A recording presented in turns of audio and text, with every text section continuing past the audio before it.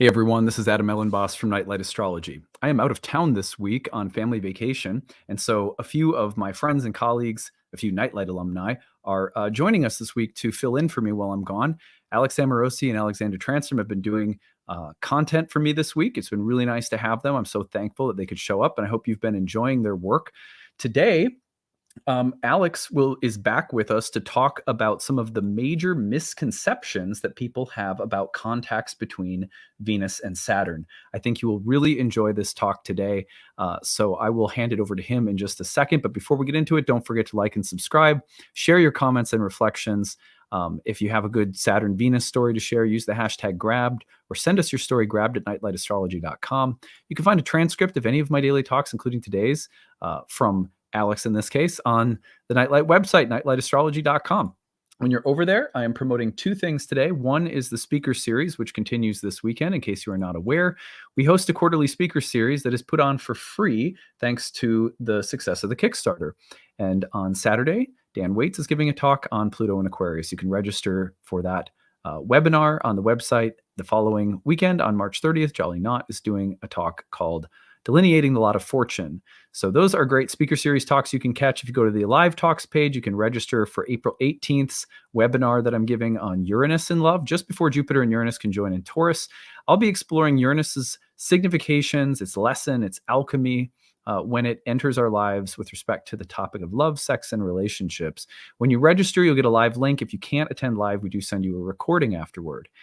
If you go to the courses page on the first year course program page, you will find information about my upcoming class, Ancient Astrology for the Modern Mystic. This is my first year program. New section begins on June 16th. If you want to join, be sure to check that out. At the bottom, you'll find some enrollment options, including early bird payment, a payment plan, and need-based tuition assistance.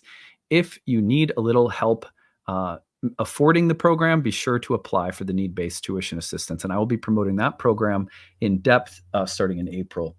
Herbal Foundations Apprenticeship, as you guys know, I've been promoting Ashley's program, which begins at the end of April on April 24th. It starts if you go to skyhouseherbs.com, skyhouseherbs.com, and go into the courses page, Herbal Foundations Apprenticeship. You can learn more about the upcoming apprenticeship program at the bottom of the page. Again, payment options, including need-based tuition and early bird enrollment prices. So be sure to check those out. And at the end of today's program, like I've been doing for a few weeks now, there is an interview. If you haven't yet watched it, be sure to stick around and learn more about the program through this interview that I did with Ashley, which tells you all about it. On that note, I will hand things over to Alex, who is giving us an explanation about the things we really tend to get wrong, major misconceptions that we have about the pairing of Venus and Saturn. So with that, I hope you will enjoy. Hey everybody, this is Alex Amorosi. I am in today on the news desk for Adam Elenbaas. He's out on vacation. So I am going to do this video for you on Venus's conjunction with Saturn in Pisces. We're going to talk about 5 misconceptions about Venus and Saturn in general. We'll throw in a little Pisces in there. We'll sprinkle a little Pisces on there. But it'll be really fun. It's always fun when Adam gives me the keys and says drive. And I'm like, well, you're giving a Leo rising Sag sun the keys, so God only knows where we're going to wind up, huh? So before we start, let's get to the time-honored traditions of a Nightlight Astrology video. Press the like button, or whatever verb or action or James Hillman story you would like to tell about the like button. I didn't realize like there was some kind of like creative contest about the like button, but it's been hilarious to see on Adam's Instagram what people are coming up with. I didn't realize it was a thing until that started to happen. Like and subscribe. It helps the channel to grow. If you're interested in getting to know more about Adam's work, his classes, etc., you can go to nightlightastrology.com. If you're interested in learning about Adam's wife Ashley's herbal apprenticeship, which is beginning in April, you can go to skyhouseherbs.com. And I think that's all I'm supposed to say. There may be more, but who knows? And then for me, if you'd like to get to know me a little bit more, if you'd like to do some work with me, my website is www.alexamorosi.com. You can find all the information on my services on that website. I am not only an astrologer, but I'm an intuit and an energy worker. That's actually what I did before astrology. For many years, I've done that probably, oh my God, like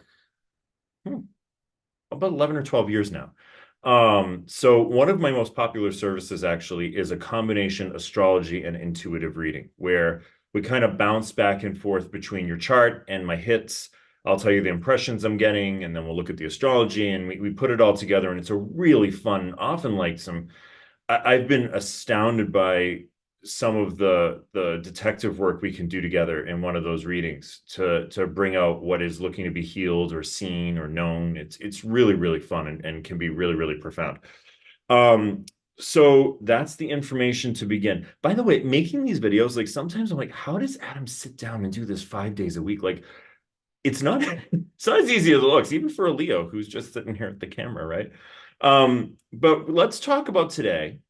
Venus's conjunction with Saturn. Now, before I get to my list, let's actually look at this conjunction. So you'll see on this chart, I have not figured out how to take my asteroids and Chiron out of my transit chart. So for those of you that don't use asteroids or Chiron, I invite you to open your heart and your mind and your soul to the asteroids and Chiron.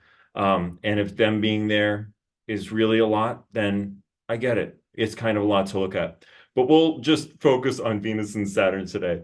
So I use about a 3 to 5 degree range or orb for these kinds of conjunctions. You see Venus just pulling into about 5 degrees with Saturn around March 16th. Remember, Venus is in Pisces, her exaltation. She's very strong. This is one of the most powerful positions for Venus in the zodiac. Now, Venus starts moving towards Saturn. She's around 3-ish degrees by about March 19th. She hits the conjunction with Saturn on March 21st, thereabouts, passes Saturn, and is moving out by about 3 to 4 degrees by March 24th and fully out of range really by March 25th. But what's really interesting about that is just as Venus is passing out of a 5-degree range to Saturn or orb to Saturn, we have that lunar eclipse coming through in Libra. Now, I'm not going to get into the eclipse today. There will be plenty of videos, I'm sure, on that eclipse. But it is really significant, I think. And one thing I'm noticing about the astrology of, mid-March through the end of April, there are a lot of interrelated patterns that are happening. Some of them I'm going to talk about in the videos I do. I'm sure Adam will talk about them in a lot of his videos. You're going to see a lot of content on that. But that's the general time frame. So we're looking at something around March 16th to about March 25th if you're giving a 5-degree orb. And, that's going to be a really interesting period to watch for. And I think, so let me back up a little bit. When we see this, especially if you know astrology, right, you see this coming, there's certain things that come to mind. There are certain misconceptions, there are certain fears. And, I think that, as I was saying before, there's a real tendency in astrology to basically start to think about the transit, not only from shorthand, but from the worst case scenario, right? I don't know if I said this in a previous video that I've done, but we tend to take our anxiety onto the transit. Or we tend to take, if we have catastrophic thinking, I come from a long line of catastrophic Italians, we tend to take that onto the transit, right? So we start to bring in all of these conceptualizations that can feel really scary, especially when a planet like Saturn is involved or Uranus is involved or Pluto is involved. Our mind can run to like, oh my God, really fast. Right? So what is the number one misconception about Venus and Saturn? You already know it. I know you're already thinking about it. If you know Venus and Saturn at all, you're already thinking about it. It's the end of my relationship. It's the end of relationships. It's a relationship's just going to blow up everywhere around me. Oh my God, relationships end. That's possible. That is possible. But one thing that I've noticed with Venus and Saturn in practice is Venus and Saturn tends to be more about the end of a form of relational style. So what does that mean? Whether we're in relationship with someone else or we have our own patterns in relationships, we tend to relate in a certain way. We have the patterns that we've picked up from our parents. We have the patterns we've picked up from our models. We have the patterns that we've picked up from our family, from the world, our expectations, all of that. They serve us sometimes and sometimes they don't. What Saturn does a lot of times is it forms a kind of gateway. It forms a crucible that confines you in a little bit and says, is this really how you want to relate? Is this pattern of relating in a relationship actually working? Even in our long-term relationships, it's very common that we go through phases in that relationship. We go through the dating honeymoon phase, and then we go through the getting serious phase, and then we go through the commitment phase, and then we go through the shifts and changes that we go through as we get older and we start to change and shift and our lives change and shift and we have to recreate the relationship on some levels. Those are all Saturn qualities, right? And it's really interesting to see what happens in your thoughts and in your emotions as Venus starts to approach Saturn from this standpoint. It might be something like, I've always related to people with a certain pattern, and I'm now starting to realize, whoa, that just doesn't work. I have to do something different. I may have been being immature in some ways in my relationships. I think all of us in some way relate in a childish manner in our relationships as we're growing, because sometimes there's parts of us that just haven't been healed in that way. So we look at do I have to make more mature decisions in my relationships? Where is it time to really feel like a grown-up in my relational style? And sometimes what Saturn does is it does put up a roadblock, or you can feel when Saturn, there's a Saturn archetype activated, there's a roadblock. And one of the questions I always encourage my clients to ask is, why is that there? What is it about? What's the transit asking of you? And with Saturn, a lot of times it's something about making a mature decision. It's about growing up. It's about letting something go. And especially in Pisces, Pisces is the very end of the zodiac. There's often a wistful nostalgia in Pisces. And sometimes it can be a little bit like this, right? I don't know why I keep seeing Amy Adams in my head when I'm thinking of this example, but I'm seeing Amy Adams. And at the end of a movie, she's looking at a photo album. Oh, and she's thinking about like the past, and oh, it was wonderful. And then a little tear comes down her cheek, and she closes the photo album, she puts it on the table, she picks up her suitcase, and she goes out the door and she starts some new chapter of her life. There's something that has to naturally end in order, not only that you just create a new beginning, but that you free yourself from patterns or energetic ties that have held you in the past. That's a really nice way of thinking about this sort of, oh my God, things are going to end. It's like the form may end, the relational pattern may end. And usually what it's asking for is some sort of growing up, maturing, those sorts of ideas. All right, let me check my list. What's number two? Hardships with Venusian ideas, hardships with, relationships, sensuality, sexuality, money, things we find pleasurable, beautiful. That can be one thing.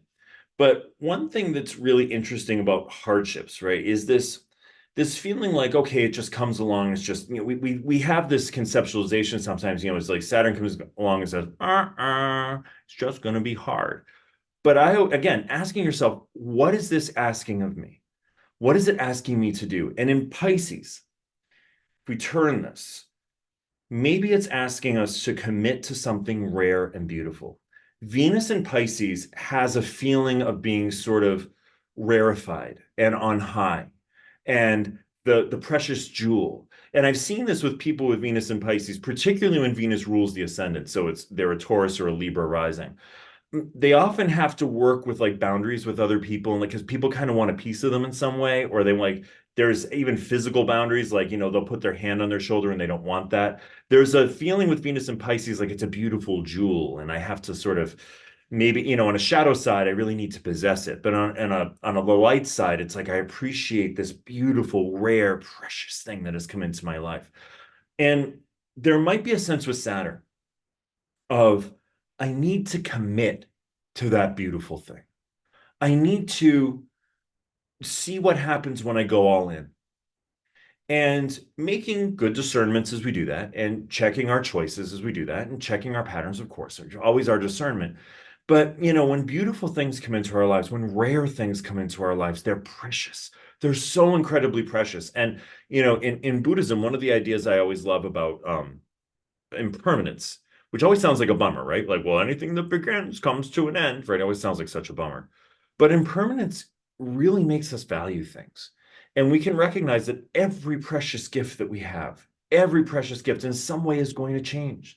I've watched that in my nieces and nephews as they've gotten older. It was such a precious moment when they were a certain age, and all of a sudden, oh my God, they're like people. All of a sudden, now they're going to college. Like, what's happening? And when we can recognize, that's Saturn at work, the maturing, the aging, the change.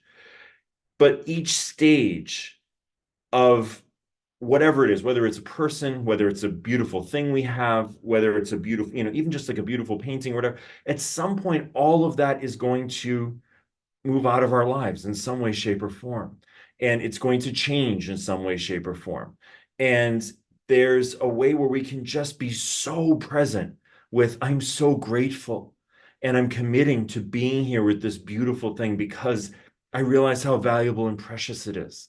And that, I just really get the sense of that as I get older and as I watch, the young people in my family get older, I just really see that. It's just like, this is precious because they're going to go on with their own lives and this is all going to change and it's all going to be different. So I'm going to really enjoy this time that I have with them, or I'm really going to enjoy the time I have with my partner right now, or I'm really going to enjoy the beautiful painting I just bought. But all these things are because they can be seen as rare and precious, and we really commit our attention to them. We really commit our hearts to them when appropriate.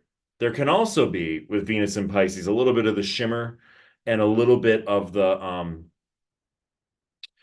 a little bit of like the radiant light that might blind us sometimes. That is something to look out for, but really thinking from this light, committing to the beautiful things, committing to the rare things around in our lives can be so beautiful in so many ways. Really recognizing the impermanence Saturn represents, even though we think of Saturn as structure, it really represents the ending and change and how that focuses us right into the present moment. I just want to be here for all of this. All right. Now, blocks, number 3, misconception, blocks to love and pleasure. Sure, that can be true. People who have a strong relationship with Venus and Saturn in the chart often have a difficult time letting themselves have fun or letting themselves enjoy things, or they feel guilty about enjoying things, or they feel like, that's frivolous. I shouldn't, my enjoyment isn't valuable in some way, or I'm not allowed to. There can be a lot of those ideas. But, if you think about a transit not just being physical around you, but highlighting certain patterns, highlighting certain ways we think.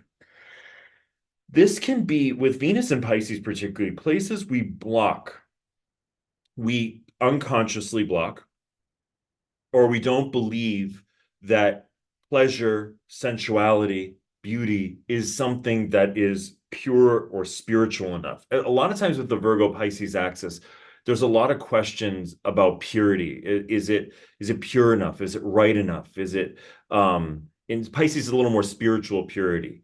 And recognizing, we might start to recognize during this transit, if we start looking at our thought process, we look at the patterns that are happening around us, we look at the inner healing work that we're doing. There might be something where we're like, wow, I have a pattern of believing that it's not okay for me to have something beautiful in my life, or love and relationships are frivolous in some ways, or believing that it's not spiritually pure to desire to have something beautiful or rare. And just checking that. Now, it could absolutely be in your value system that that's something that you believe, and there's nothing wrong with it at all. But I think transits are a wonderful time for questioning. They're a wonderful time for highlighting. They're a wonderful time for looking at and being curious. Curious Professor Sagittarius here. What is this coming in? Why is this showing up for me? What's it asking me to do? What's it asking me to question? What's it asking me to, what assumption is it asking me to question? Yeah. Now, okay. Beautiful things being taken away. That's number 4. Form misconception. Beautiful things being taken away. Because, it's like I had it, and oh my God, it got taken from me. Possibly. But here's something I've been thinking about lately a lot in my own life, and I hope this is helpful as a turning of that idea. Instead of beautiful things being taken away, taking responsibility for beautiful dreams.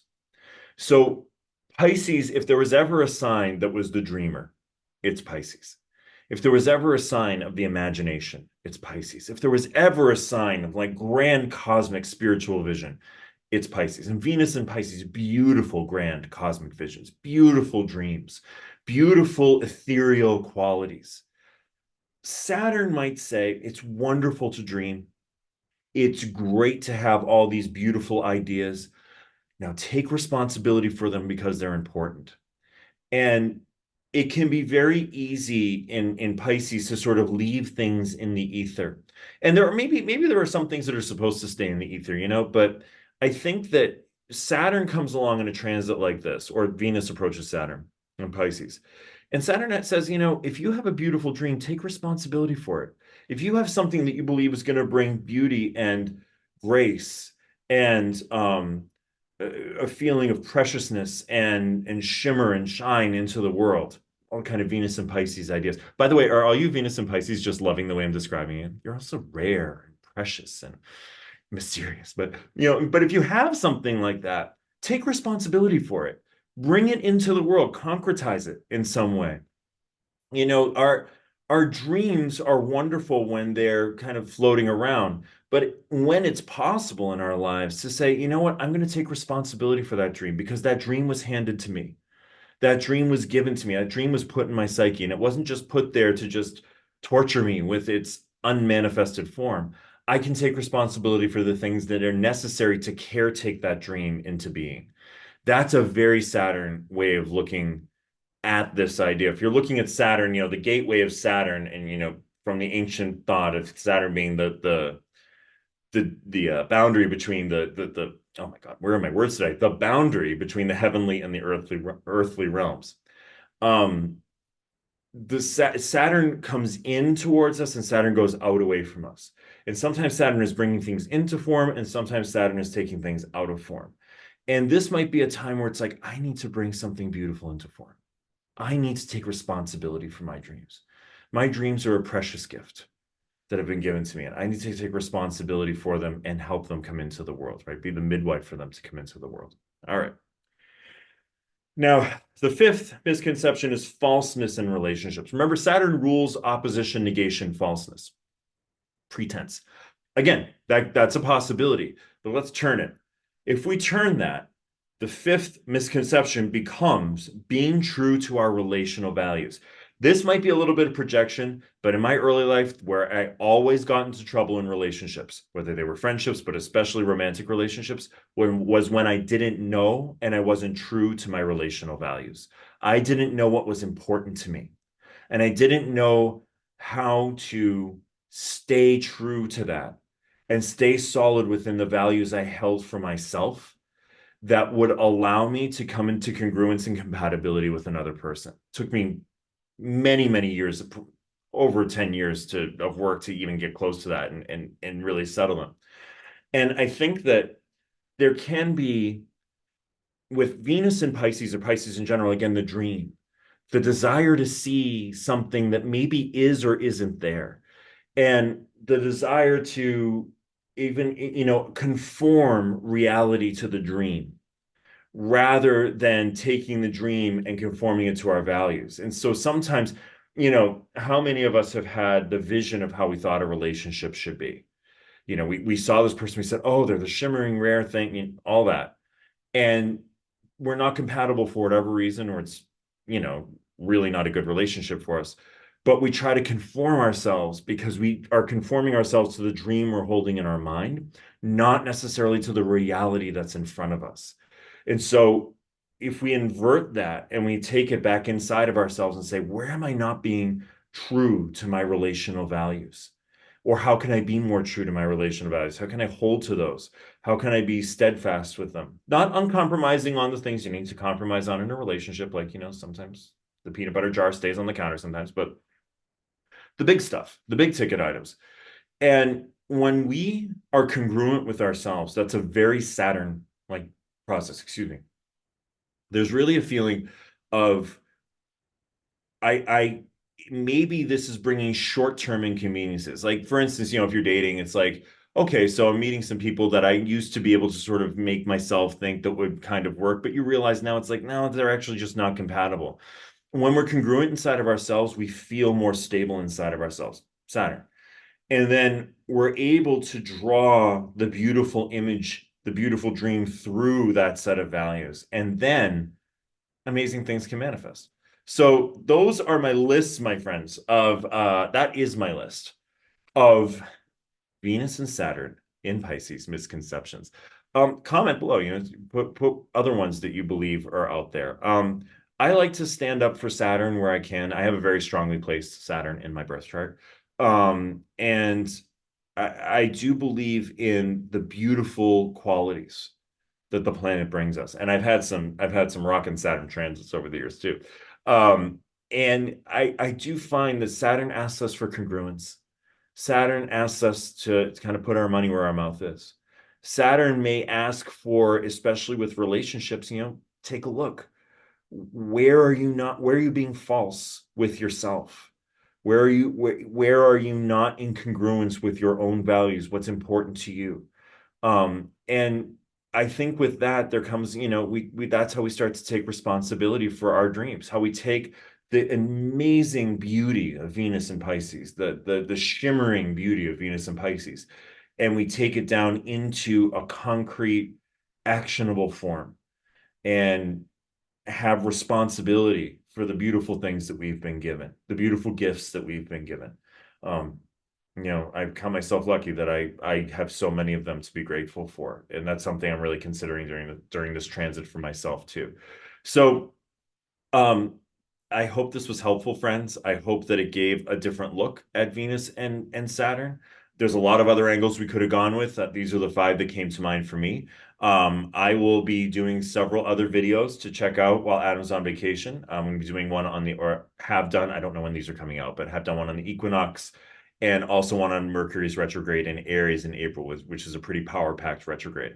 So I hope you are all well. Enjoy this transit, and I hope to see you soon. Hey everyone, thanks so much for sticking around. I'm really happy to be joined by my wife Ashley, who is an herbalist. Hi, Ashley. Hey. And yeah, I'm really excited to be helping Ashley promote her upcoming program, which is something that you actually began teaching many years ago, this herbal apprenticeship program. I think it was 2011 or 12 that it got started, right? Right. Yeah. Yeah. So it's been over 10 years I've been offering this course, and yeah, it's my favorite thing to teach. Yeah. And just to be clear, because some people on my channel, most people know you because you pop on here or there. We talk about herbs and astrology. There's an attraction in our marriage and an attraction in the subject matter that is old. Like we've been together for, 14 years in our relationship going on. And we've always had a fascination with each other's areas of expertise. And we've done lots of things to marry them together over the years, in addition to literally getting married. And and actually, herbalists and astrologers have married the subjects of herbs and planets together for thousands of years as well. Now, your program is focused on, uh, herbalism. It's not an astrology course, but there is certainly a lot of overlap in terms of the energetics and the spiritual approach to herbalism that you take. And so I was hoping that we could start off just by telling people a little bit about the program. You're coming to this after taking a little bit of time on maternity leave. Our kids were not yet in school. Now they are. You're coming back to work. This is really exciting. The new program launches at the end of April. I'm going to put it up on the screen so people can see it. You can find it at skyhouseherbs.com.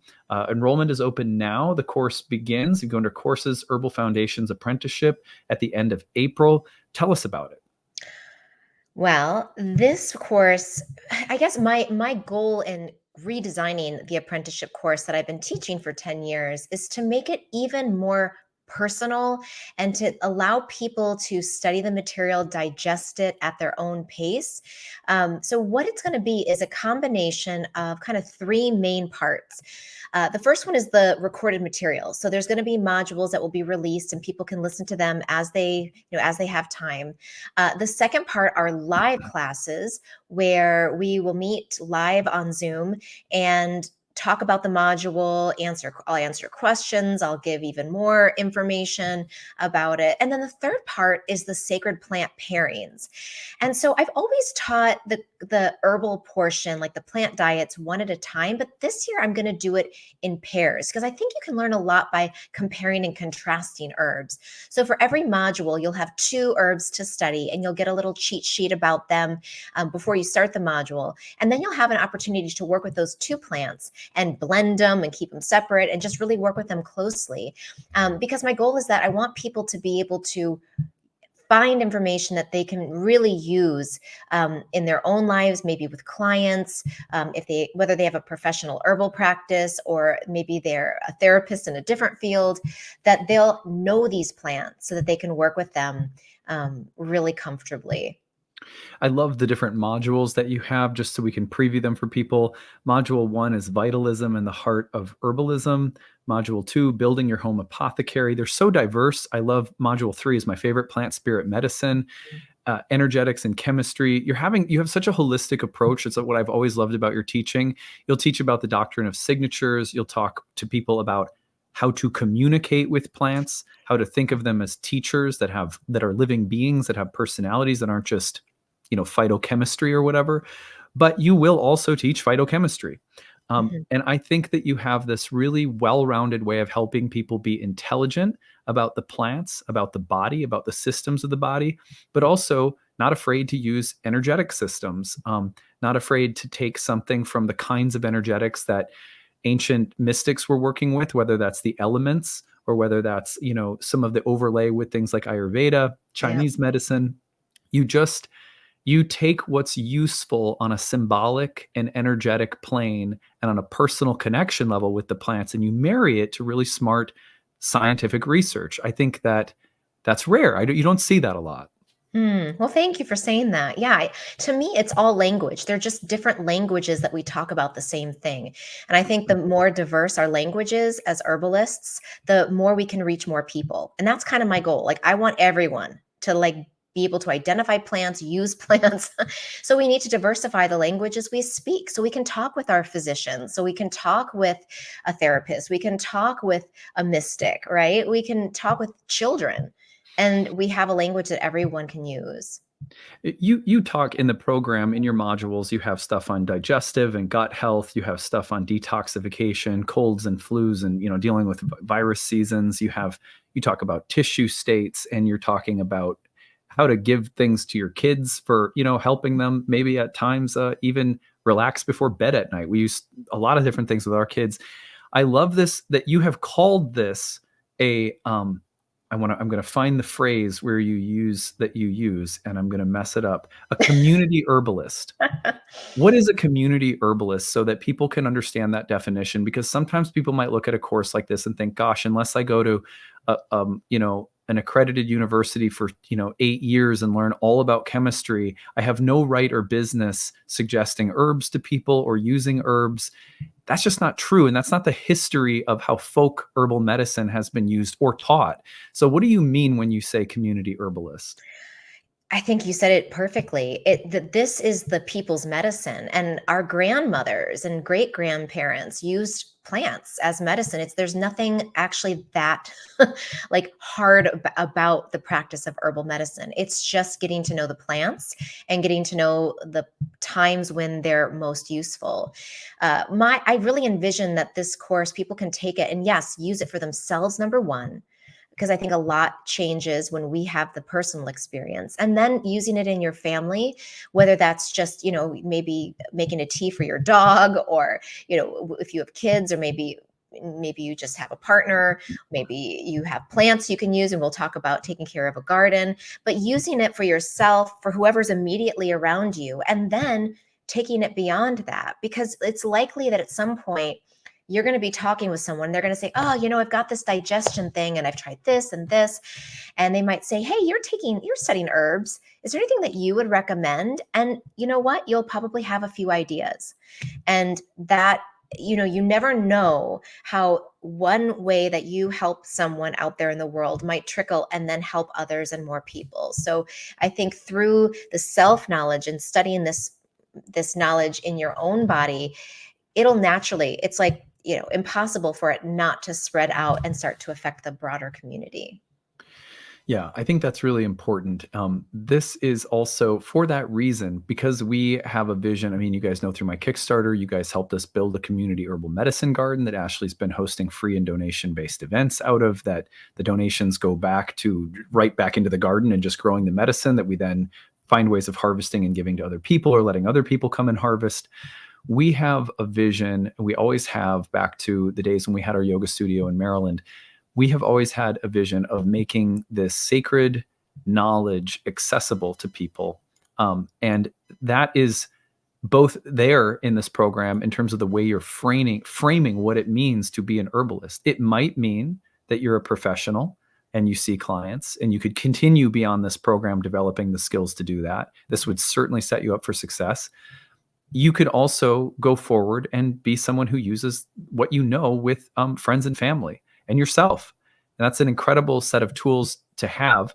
The program's also very accessible from both a programming standpoint and a price standpoint. I'm going to take you back over and show everybody the programs. The modules are pre-recorded, but then you meet outside of the modules for discussion, community, Q&A, and sort of development and integration. So people can attend those live. If they miss those integration sessions, they can also watch the replays of those. So absolutely, yeah. Anyone could take this at their own rate, as slowly or as quickly as you wanted to, really soak it in, or blaze through it. And then we can certainly, beyond this program, as Ashley perhaps makes more advanced programs available as she's easing back in out of maternity leave, can help you with further development or recommend you to many other wonderful programs where you could continue your studies.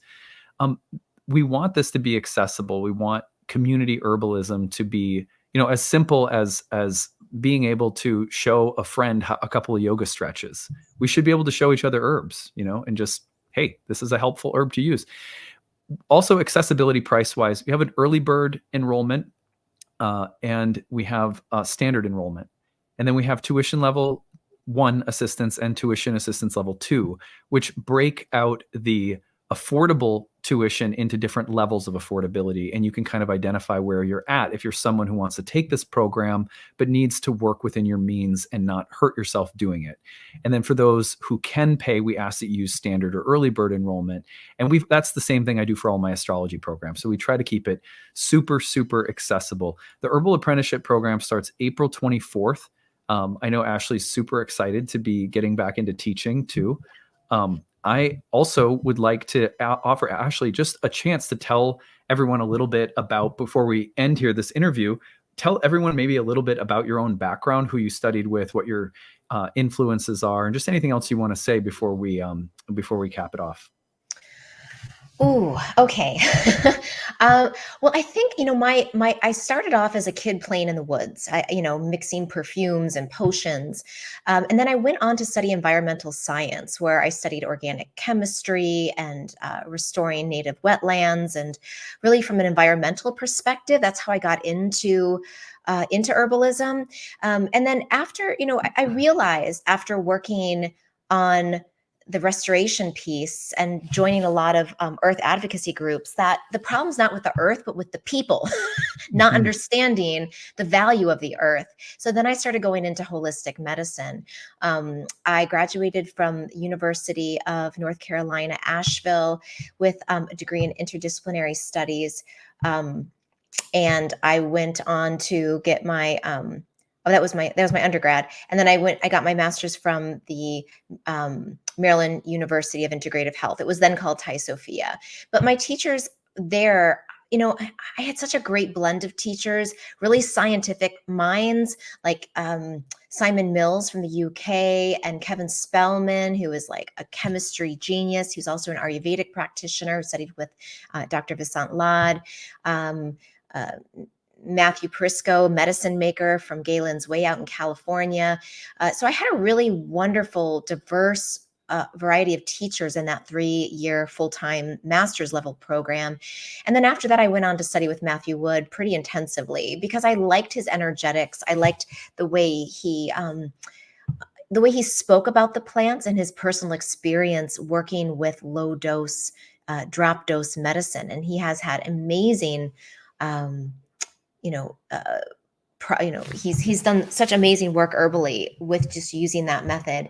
And gosh, I've got a lot of herbalists in my David basket. Duke comes to mind. And Jim Duke. Or Jim Duke, sorry. Jim Duke, Margie Flint, Rosemary Gladstar is like, I've only done one herb walk with her, but it was amazing. So, I have shelves of herbal books and people who I just adore. Yeah. And I just feel really grateful that I've had that blend of the science and the energetic herbalism and the traditional herbalist perspective as well.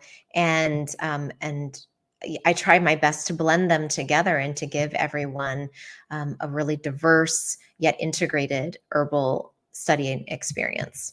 Yeah, absolutely. You get that. That is exactly what you'll get if you sign up for Ashley's program, which I encourage you to do. If this is the kind of thing that interests you, you won't regret it. It's a fantastic course with someone I absolutely love, obviously, but also like a really, truly fantastic human being and teacher of Aw, plant medicine. thank And you. if you want to learn more about her, see her work, get to know her a little bit, check out her YouTube channel, Skyhouse Herbs, where she publishes weekly on plant medicine, plant energetics, and also on Instagram, which is Skyhouse Herbs. So the apprenticeship program starts April 24th. I wanted to get Ashley on, brag about her program, turn you guys on to it. Thank you so much for being here. And yeah, I'm sure that we're going to see some people from the Nightlight astrology world getting introduced to you and all of your magic. I would love that. Thank you. All right, take it easy, everyone. Bye.